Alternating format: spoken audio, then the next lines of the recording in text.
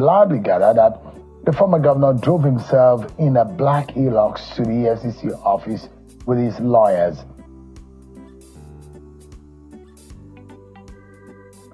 We're going to focus our attention tonight on the Port Harcourt refinery. Let me tell you what really happened today.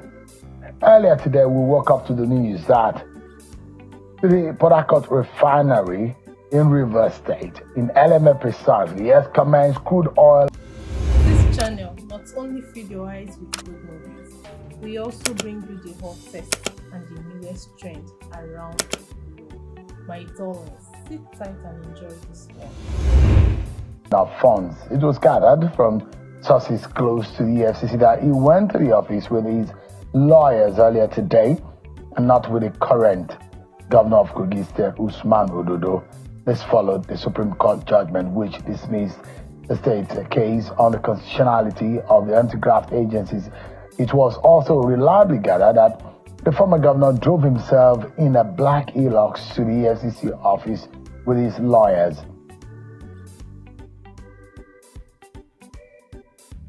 We're going to focus our attention tonight on the Port Harcourt refinery. Let me tell you what really happened today. Earlier today, we woke up to the news that the Port Harcourt refinery in Rivers State, in LMA precisely, has commenced crude oil processing. This is after 5 years of shutting down. According to the Chief Corporate Communications Officer of the Nigerian National Petroleum Company Limited, NNPCL, Femi Shonaya, he says, according to him, quote, "Today marks a monumental achievement for Nigeria as a Port Harcourt refinery officially commences crude oil processing." This, according to him, is groundbreaking milestone which signifies a new era of energy independence and economic growth for our nation. That's according to Femi Shonaya earlier today. Says, hearty congratulations to President Bola Ahmed Tinubu, the NNPCL board, and the exceptional leadership of the group CEO of Mele Kyari for their unwavering commitment to these transformative projects. Together, according to him, we're reshaping Nigeria's energy future. Meanwhile, the President Bola Tinubu is now very excited. This news is acknowledged the pivotal role of former President Muhammadu Buhari in initiating the comprehensive rehabilitation of all our refineries and expressed gratitude to the African Export-Import Bank for his confidence in financing these critical projects. President Tinubu commends the leadership of NNPCL Group Chief Executive Officer Mele Kyari. He says, with the successful revival of the Port Harcourt refinery, he's asking NNPCL to expedite the scheduled reactivation on both the second Port Harcourt refinery and the Warri and Kaduna refineries.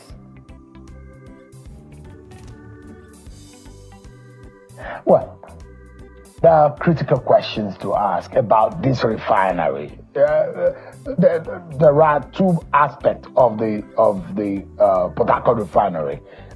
One has about 150,000 barrel per day capacity. The other has 60,000 barrel per day capacity. Now, the first one, which was commissioned officially in 1965, has a 60,000 barrel per day capacity of refining.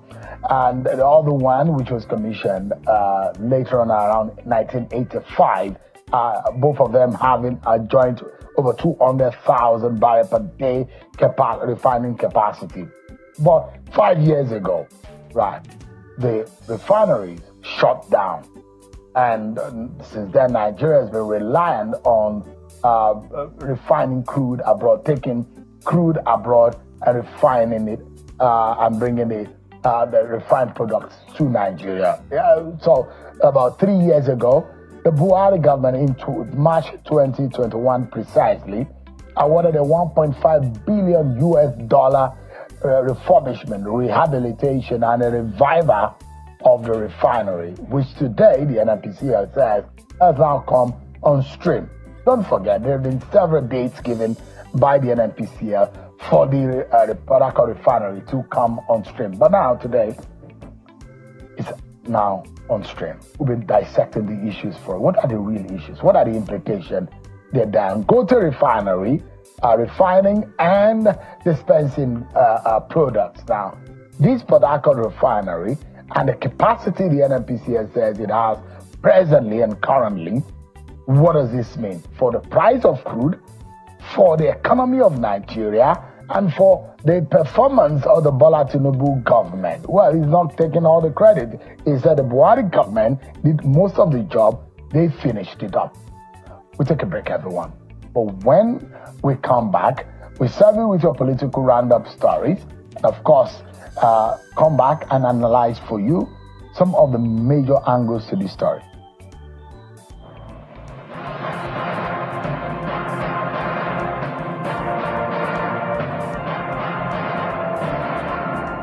President Bola Tinubu has congratulated the Nigerian National Petroleum Company Limited (NNPCL) on the successful revitalization of the Port Harcourt refinery, marked by the official commencement of petroleum product loading.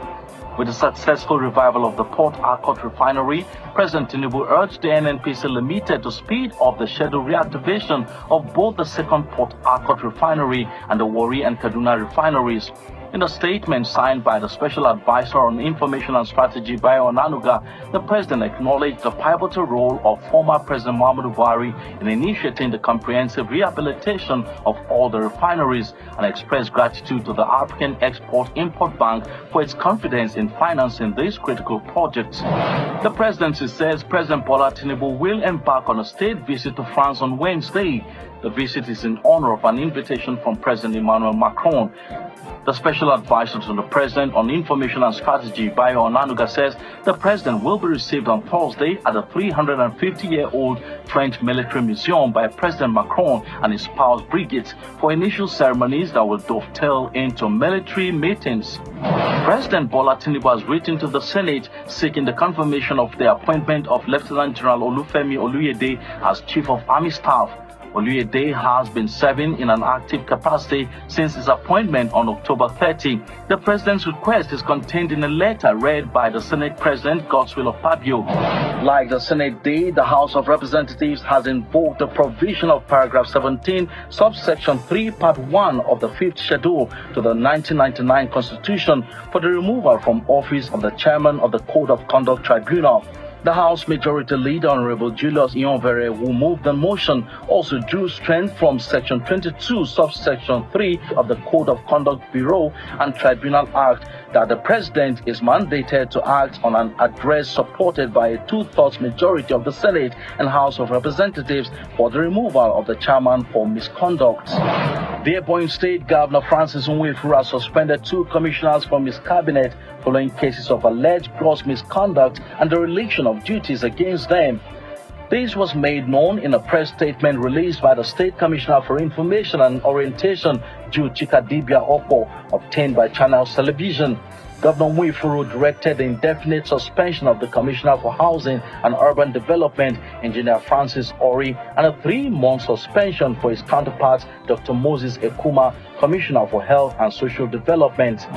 The coalition of PDP intellectuals is calling for the zoning of the party's 2027 presidential ticket to the south. Speaking at a news conference in Abuja, the group says the PDP had continued to suffer setbacks in the recent presidential elections because its leadership neglected the party's zoning arrangements. The Central Bank of Nigeria, CBN, has raised the monetary policy rate MPR to 27.50% from 27.25% as part of efforts to combat surging inflation. This followed the meeting of the Monetary Policy Committee (MPC) of the Central Bank of Nigeria. The CBN governor says the MPC voted unanimously to raise the MPR by 25 basis points from 27.25% to 27.50% and retain the cash reserve ratio CRR at 50% for deposit money banks and 16% for merchant banks.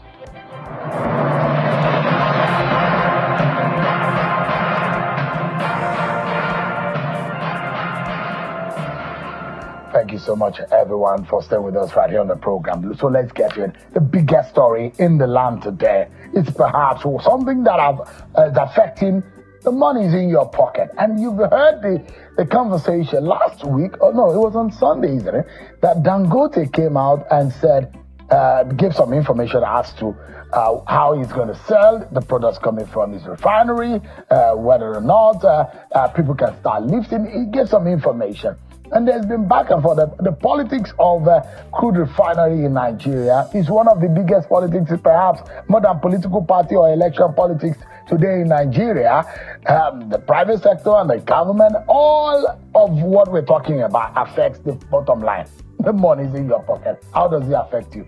Let me give you a hint. So when the government removed subsidy on fuel, it meant one thing, that you were buying, or Nigerians started buying almost 8 times more than what we used to buy petrol. That's, for example, kerosene. As those who were buying AGO, as the price or the prices of these products changed in any ways.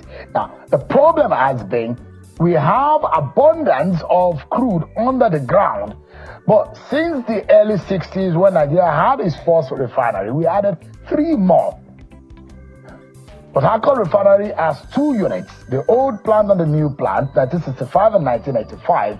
We added the Warri Refinery, we added the Kaduna Refinery. Altogether, the Port Harcourt Refinery was supposed to give us about over 200,000 barrels per day refining capacity. But guess what? Unfortunate thing happened to Nigeria.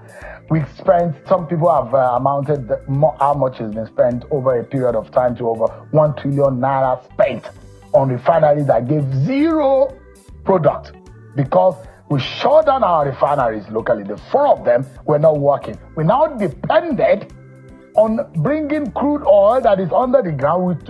We transport them into a ship, take them abroad, refine them and bring them back. And Nigeria, as a government, is paying for the differentials of that transportation. But the president has said, no more. We're not paying for those subsidies. That is why you could buy fuel at the price you were buying it, 65, 95, whatever rate you were buying it, until the president said, subsidy is gone. It meant that you were buying it almost about 1,000 naira, or wherever you may be in the country, at the different prices. So, now that we have the Dangote Refinery in Lagos, Port Harcourt Refinery that has come on stream today in Port Harcourt, it means that little or less of the products are going to be refined abroad. Will that affect the price of the product as you are buying it today? It means one thing, the price of commodities also will be impacted. But let's distill all of this and give you a sense of what this means. It's a good news for Nigeria. For those who are saying that, look, the NNPCL is not telling us a whole lot of things that is happening. Those inside sources are also revealing a few things about the refinery, which we need to ask and NNPCL needs to come clean about. But all of this is going to be unraveled in our conversation tonight. I've had joining me tonight a man who's been in the oil and gas sector for years, as a co-founder and the former executive director of Sahara Energy Group, Nigeria billionaire, Toyeko. Thank you so much indeed for joining us. I appreciate it. Nice to be here again. Thank you so much indeed. I know that you are, you've been in the process of, at one point, probably get a product from any of the Nigerian refineries, but at some point that changed. Your operational and your logistical strategies had to change because we now needed to rely on foreign refining. But for you, interestingly, you're also from Port Harcourt. Eleme is a home where a lot of drumming and singing will commence because activity has now resumed in that part of your state. How much of a good news is this for Nigeria? I think let me start from Rivers State first of all. I think it's extremely good news for Rivers State. The Port Harcourt refinery used to be a central hub. And once it was working, you had trucks that came there, you had businesses that were there, even from the Mami market, people who will sell water and all of that. So any kind of business activity, first of all, around an industrial estate is good news. So that's one good thing. Then you move to Nigeria. I would say, first of all, psychologically, just listening to what you said over the years, I think it has been one of the biggest shames that we have, that you are an oil-producing country at the level of Nigeria, and you could not say that you had refineries that were working. Well, one of the largest, no, one of the top seven. Top seven. So you cannot, in the world. So you cannot say you are that big, and then you don't have working refineries. When people ask you, say, oh, you have refineries 4. but none of them are operational. I think it was a big shame to Nigeria. So one of the things that we needed to do was remove that shame from our face. Dangote Refinery came in as a private sector doing that, but that's good. But then it did not stop the question that what is happening to your own refineries. So the fact that it's up and running, I think that's kudos to Nigeria, that something has happened after a long time. It's good news. I have a feeling that it is the old one that has been reactivated from what I gathered. I mean, there are the two plants in Port Harcourt on that ground. The old plant, which has 60,000 barrel per day refining capacity, and on the other hand, you look at the products that Port Harcourt refinery can boast of, about almost 7 or 6 products that it can refine. But in the real sense of it, today we saw trucks lining and queuing up. And I imagine that you have been on that grounds before. Give us a sense of how important to the value chain, this refinery coming on stream. I think Port Harcourt Refinery, of all the refineries that we had, it's a basic refinery in itself, but it's one of the ones that could break down crude up to a level that meant that you had diesel, you had jet fuel, you had naphtha coming out of it, you had AGO and all of that. So it produces what we need for Nigeria, first and foremost. Now, with every kind of industry, bringing it on stream means that you bring it on stream bit by bit. So it's possible that what you are seeing now is the first or second level that has come upstream. The important thing is that it has started to deliver products into the market. And that must continue. It can't stop. I don't know.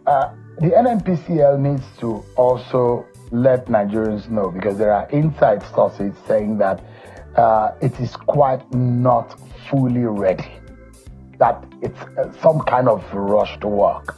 And perhaps it's not yet Uhuru, and some of the stories that we are hearing from inside sources, because one thing about our job is also that what you hear government or what you hear people say on the surface, you would also need to dig deeper and find out the deeper meaning to what is being told other than what is really happening on the ground. But if you hear what the president said today, he said to them, look, let the other part of the Port Harcourt refinery, let it come almost immediately. Let Kaduna come. And one thing he did was to give kudos to the Buhari government. They were the ones who announced that they were going to rehabilitate for $1.5 billion.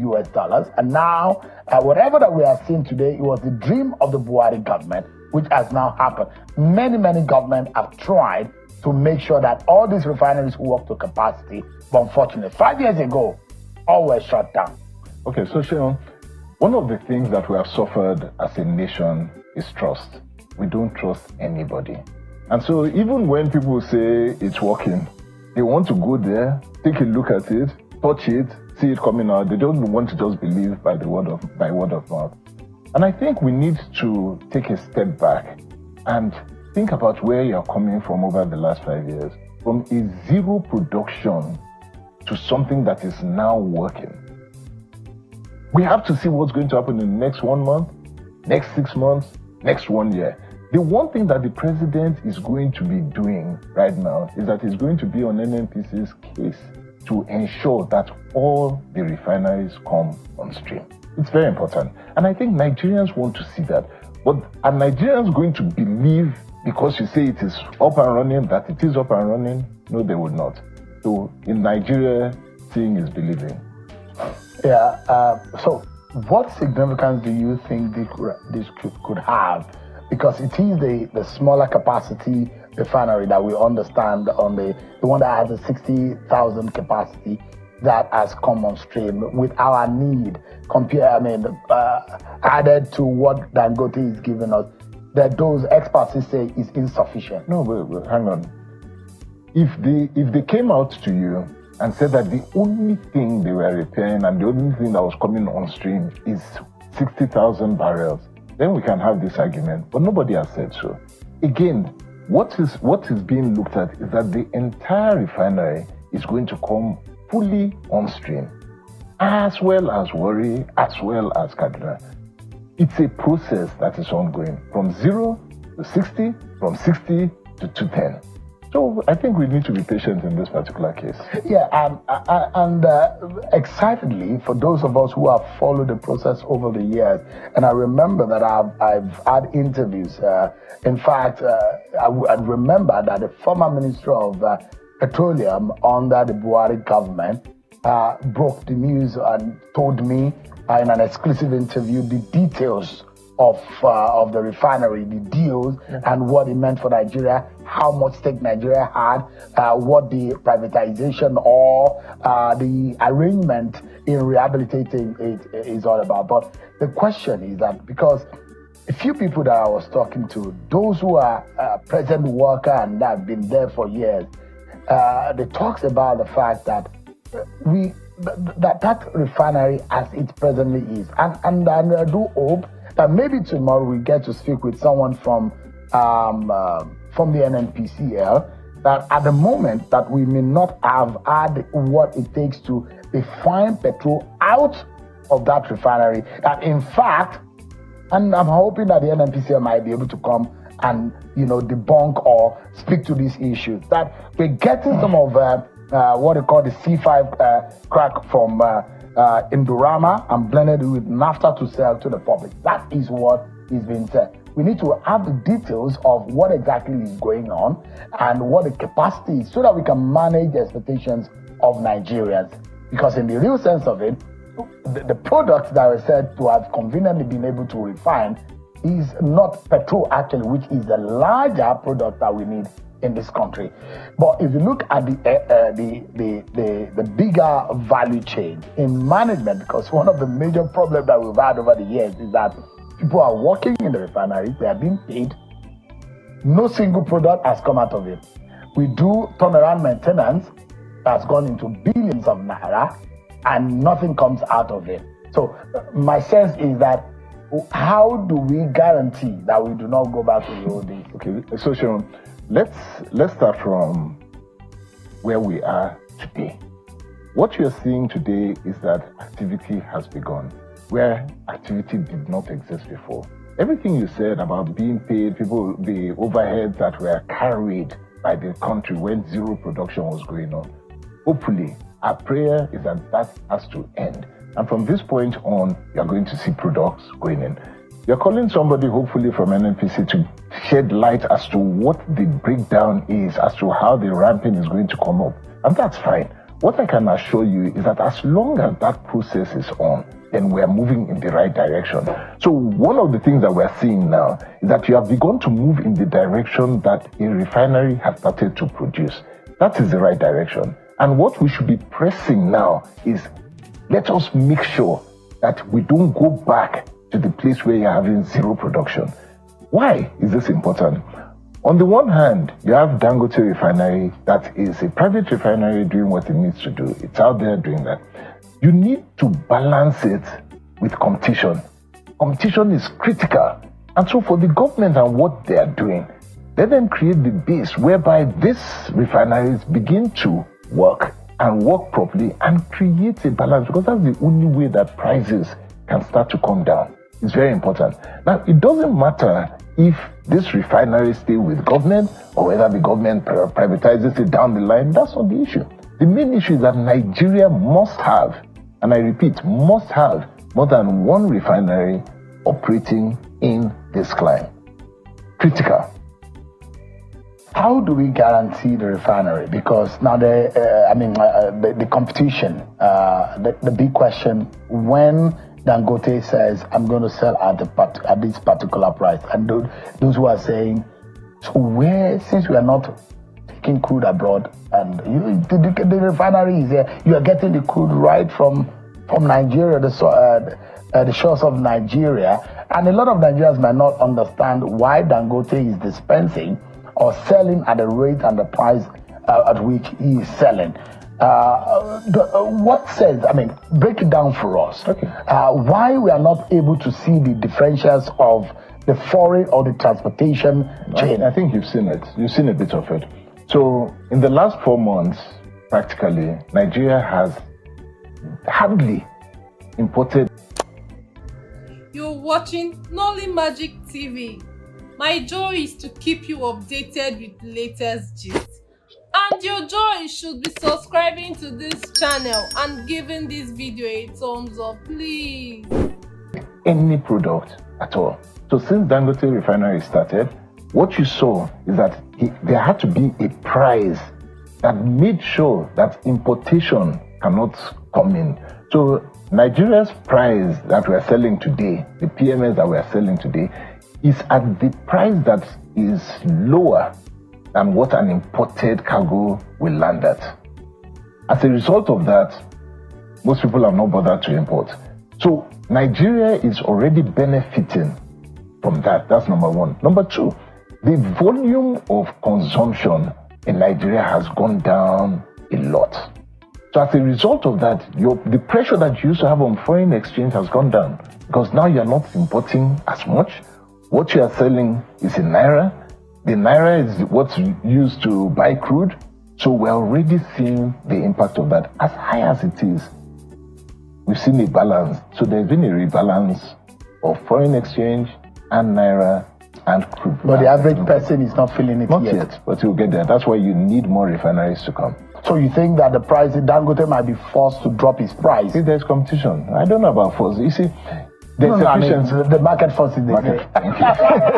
Market forces, yes. Yeah. So in that sense, if, say for example, if the NNPCL, the PH refinery is effectively trucking out and getting products to the market, and with what we're seeing, except for the transportation from Lagos to the further north, correct, which you, of course, you will see the differentials, maybe 10, 20 naira or 30 naira difference from what you sell in Ibadan, Lagos, or Ogun State. The question here is that those who think that if you're selling about over 900 naira and you're not taken outside of the country to refine, refining here, shouldn't we be getting the product at about 700 naira? No, I don't think it will. Because that is how it will affect the average person. Eventually. So there are certain things that you have to deal with.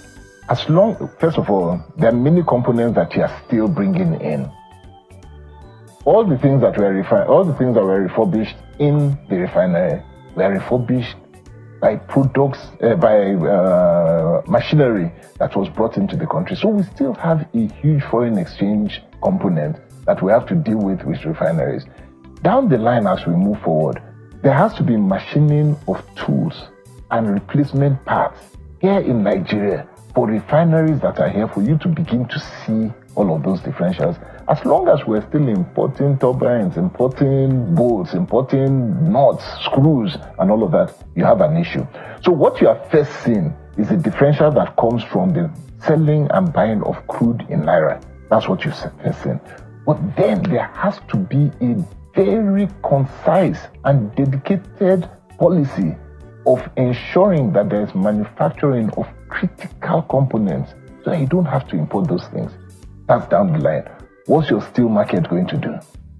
What's those who will create parts and replacement parts for very high consumables? What's going to happen to them? We must domesticate those things. We must. Let's take a pause, everyone. When we go on a break, and when we return, my conversation with Mr. Tony Cole continues. But yeah, there are some critical aspects of this conversation that we need to take a look at. At what cost is the refinery being refurbished? Who is paying for it? How does this impact on the average person? Is it adding to the debt of Nigeria? These are fundamentals and questions that need to be answered, isn't it? That's when we return from this break, everyone. Join us again. Thank you so much, everyone, for staying with us. The Port Harcourt refinery, and it's coming on stream today, as announced by the NNPCL, gets our attention. Tonight, we've seen quite a number of heavyweights in the oil and gas sector, including the Minister of State for Petroleum, Heineken Lokobri, and the group managing the MD CEO of the NNPCL, Melakiari, on the ground. The other thing that got our eyes are the trucks which incidentally, that means that they must have been planning this for some days, because for the announcement of the reactivation to happen today, and the trucks to have gotten themselves into the facility after almost over 5 years of any of such activity happening, and that facility means that the NNPCL must have been planning for a day as this. How they chose Tuesday, a day as this, to do that is still left to be seen. But the good news on the, especially for a country that has seen millions of dollars and billions of naira spent on turnaround maintenance. We've had turnaround maintenance even during the military days through the Obasanjo, Yaradua, and Jonathan era, and 4 refineries not producing anything for years. But now, President Bola Tinubu says it was a vision and the audacity of the Buhari government, although a lot of people had criticized $1.5 billion to rehabilitate the Port Harcourt refinery at a point where Nigeria had some fiscal problems. But then, the implications for the average Nigerian, that is the question on the table right now. If the Port Harcourt refinery altogether, the old and new plant, the one that was as old as 1965 and the one which came live in 1985, if both of them come on stream, we'll be seeing a joint capacity of over 200,000 barrels per day added to what Dangote is giving, with almost over $500 million and about over $800 million to rehabilitate Warri and Kaduna refinery. If everything happens within the next few years, the story is going to change for Nigeria. But one person that is much in the know is Tony Cole, who is a co-founder and the former executive director of Sahara Energy Group. Thanks so much indeed for your time tonight. So we're looking at the arrangement between the Nigerian government, because we do know at the time when I spoke with the former Minister of State for Petroleum, he said, look, this money came largely from the private sector, the borrowings and the arrangement that this is not going to be run also by government, but those who invested in it are also having, they need to cater for the money to be spent. The question is that Nigeria put its money there, borrowed or loaned or whatever be the case. The question is that to what advantage, especially at a period as this, to what advantage is it for the average Nigerian citizen? Okay, so I think we need to look at this holistically. The first aspect of it is Nigerian taxpayers' money went in as well as some private sector funding that has come in to rehabilitate it. What does this mean? The first aspect of it is that you can be certain that the pressure to ensure that it functions is good. Every taxpayer wants results. And what they want to see at the end of the day is that if my money has gone in there as a taxpayer, that I will get direct benefit from what I have spent. The first direct benefit is that refinery must produce diesel, petrol, kerosene. It must. Are we on track to get that happening? Absolutely. That's on track. So I'm happy with that. But then there's something that you mentioned which we have to pay attention to. And this is another indirect benefit that Nigeria will get if the planning is done properly. Let's assume that all Nigeria's refineries come on track. Kaduna, Warri, Port Harcourt, and Dangote, you will be consuming over 1 million barrels of crude per day. Nigeria's production today, pushing, if we can get to 2 million barrels, that would be great. We are somewhere between 1.5, 1.6 million barrels per day. In other words, we are paying in Naira half of what Nigeria used to get in dollars. So now our earning capacity from crude has gone down by 50%, which means that we have to look for alternative means for earning foreign exchange so that we can increase our reserves. We cannot depend on oil for that. Is this good news for Nigeria? Personally, I believe it's the best thing that can happen to us. we have to diversify this economy, which we have been trying to do over the last couple of years. So all of this inadvertently is beneficial to the Nigerian taxpayer and to Nigeria as a country. So the question is accountability. NNPCL is holding the destiny of this country in trust over these issues. And all these refineries are in the custody of the NNPCL. Yes. Now this has come to life now. The question that NAITI and some other organization has raised over NNPCL and the manner in which the Mele Kyari leadership have run that company, there seems to be more answers demanded by the Nigerian public than is being given. Their books, what is in it for Nigeria, now that we are being told that, well, this is a public partially owned by government and the Nigerian public. But the question is that accountability is very key. On one hand, on the other hand is the fact that this refinery maintenance has been a very terrible culture that has affected and impacted on whether or not this refinery is worked. What is the way forward? The government has probably three options. The first option is to hold on to it, as it has been doing, and run it where Nigerians don't believe, don't trust, and transparency is an issue, which you have pointed out. The second option is to list it as a public company on the stock exchange, release equity from that entity, put it on the stock exchange, and let Nigerians own it. Allow Nigerians to own a percentage of it. Nobody can hide that one. They have to show their books to stay on the stock exchange. You have to declare what you have. People have to see your transparency. If not, you sink. That's the second option. The third option is to privatize completely. Now, whichever option the government takes must be an option that enlists absolute trust in the first hand that the books will be safe, but secondly, that the interest of the public is protected. Under normal circumstances, the interest of the public is usually protected by the government. But where there is an element that the public does not trust the government, then you have to find a middle ground. And I suspect that for this case, the government must find a middle ground, somewhere between the government owning it and the public government stakeholders and proper stakeholders. I would advocate that at this level, take a percentage of it, put it on the stock exchange, float it, let Nigerians own it, generally, so that they can have access to the books. There are those who say in this kind of things, government has failed over the years to be able to manage what the private sector would have naturally excelled in.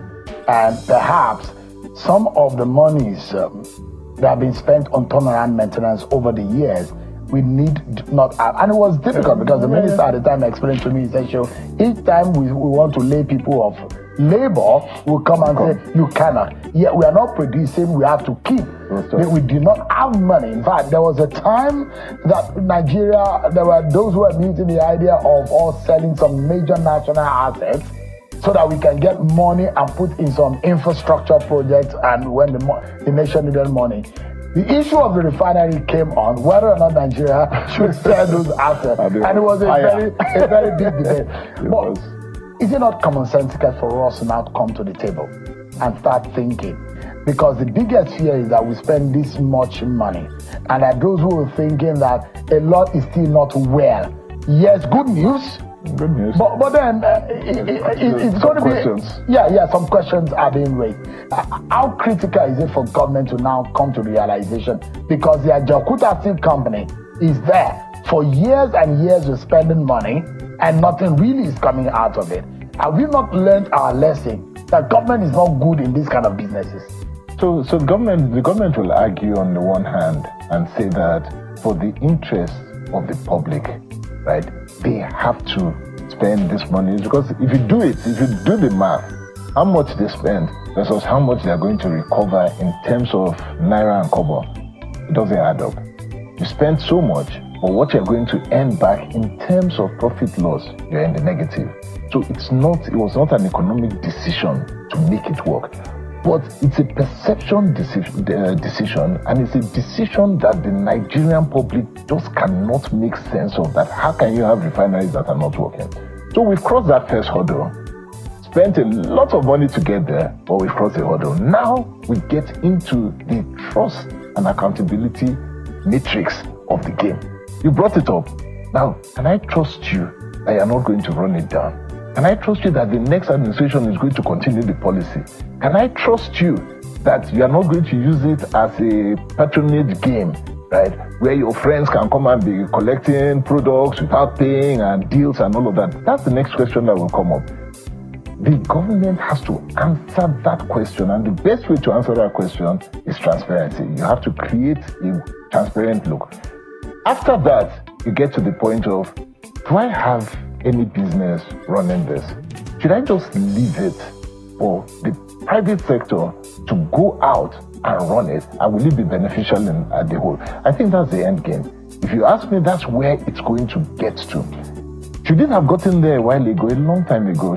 We have no business being here. I remember Obasanjo's government trying to privatize all the refineries back then. And I believe if he had done it, or I don't know whether if he was allowed to do it, but anyway, if it was done and completed at that time, we would not be where we are today, for sure.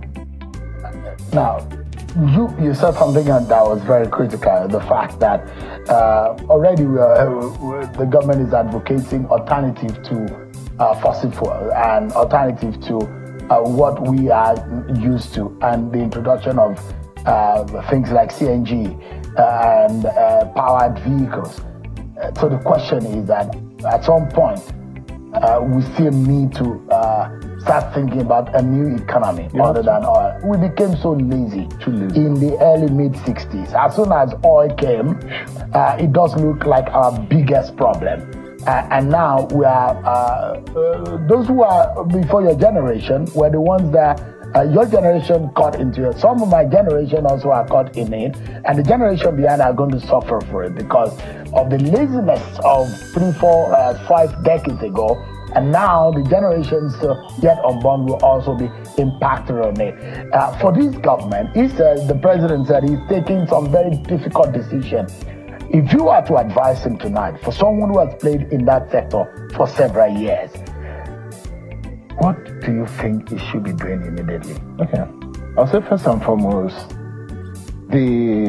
create an environment around the oil and gas sector that allows it to operate autonomously on its own. Just regulate and move on.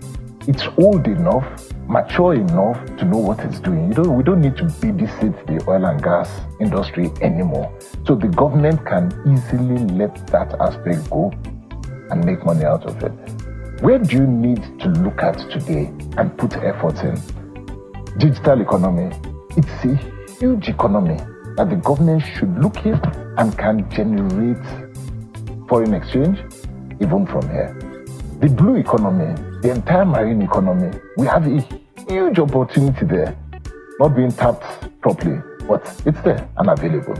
Agriculture continues to be something that can wipe away a lot of tears in Nigeria if done properly. Even if we focus, then of course, mining, extractive industry outside of oil and gas, organize that sector.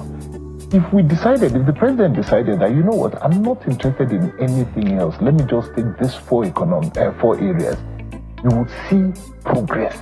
Now, if you wanted to add another one that now connects to the people, then I would say deal with the entertainment industry, that entire industry that focuses on the youth, so sports and entertainment.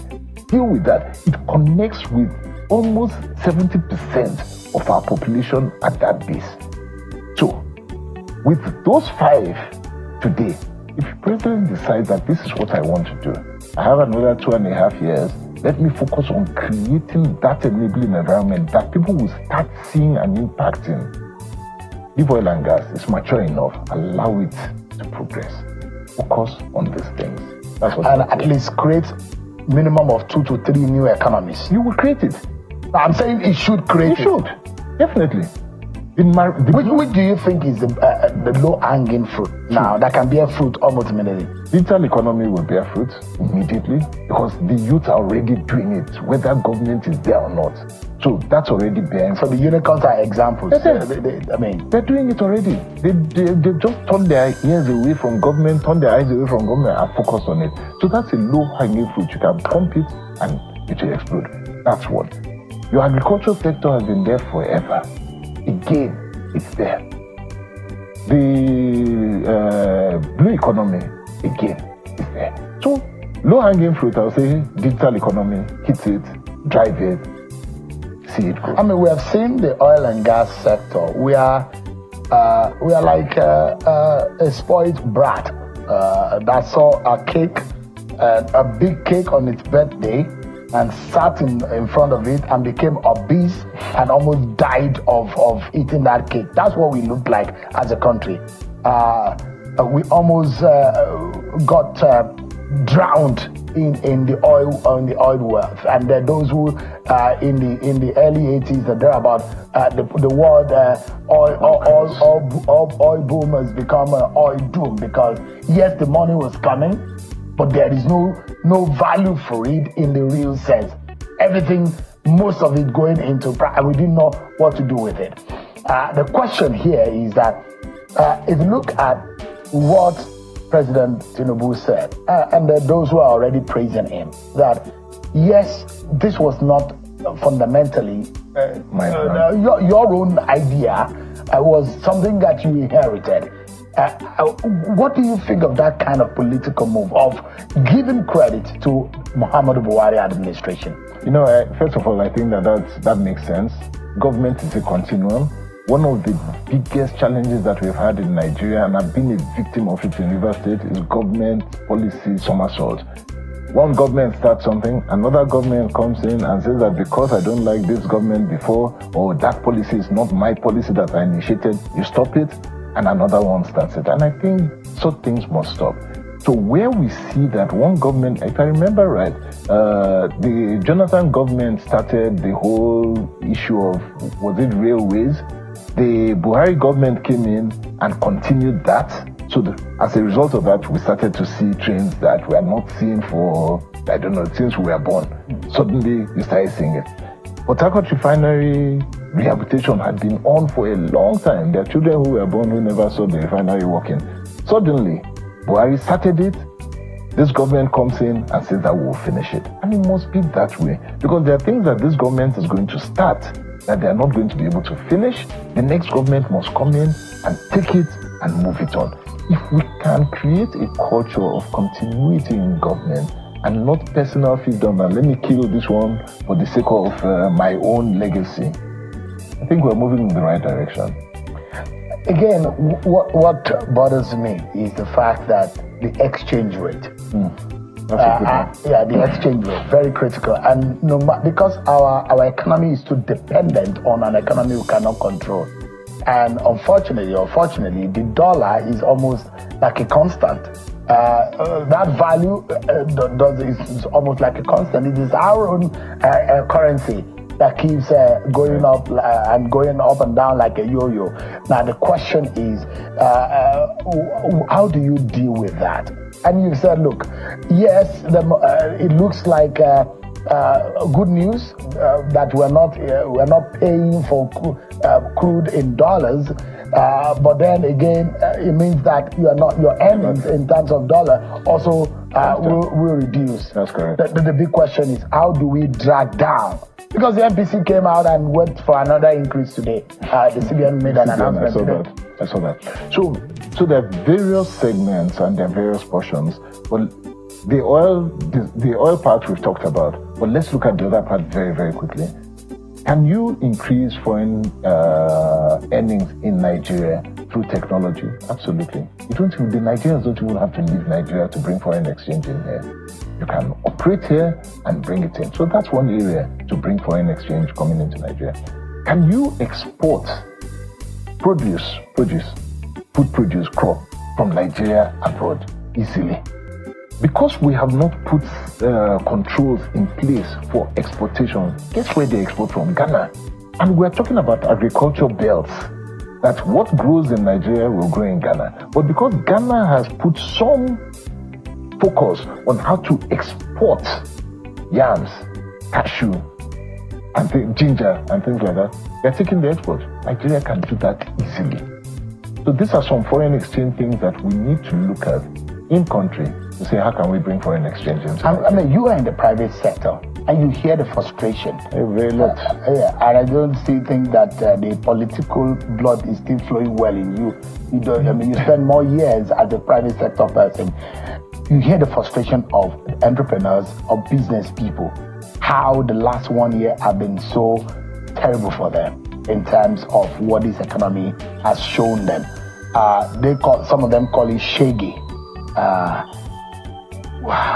How bad are things from your own perspective? You know, somebody said to me very recently, a man who has been in Nigeria for a very long time, an elderly man and a great entrepreneur, somebody I respect. And I was asking him, I said, one entrepreneur to another, one businessman to another, I'm in politics, and I'd like to know, would you bet on Nigeria? And he said, any day, anytime. And it's my belief as well. Nigeria somehow has always been a good bet. As crazy as everything might seem, it's not a place that you should bet against. I have never betted against this country, and it has benefited me because I don't bet against it. So when people think what you see is ups and downs, and you may be in a down now, but don't bet against it. What you need to do is just focus how you change, and the dynamics are changing. So Nigerian dynamics are changing currently now. The fuel is changing the dynamics a bit. The economic situation is changing dynamics again. Figure out how to bet and how to bet. Someone, a guest of mine who sat there said, yeah, if Peter Obi had become president, things would have been better. I don't know. Can Nigeria trust Bola Tinubu? You are in the same political party. The truth of the matter is that nobody can tell what the future will be. All we can do is deal with what we see now. Are we in for a good deal right now? I think we're in. We have a tough deal, but it's not a bad deal. All right. Thank you so much indeed. Tonya Cole, Nigerian business billionaire and former co-founder and a former chief executive director of Sahara Energy Group. Thanks so much indeed for your time. I appreciate it. God bless you, Sean. That's our show for tonight, everyone. Man, thanks for watching. I'm Sean Kimale. God bless Nigeria.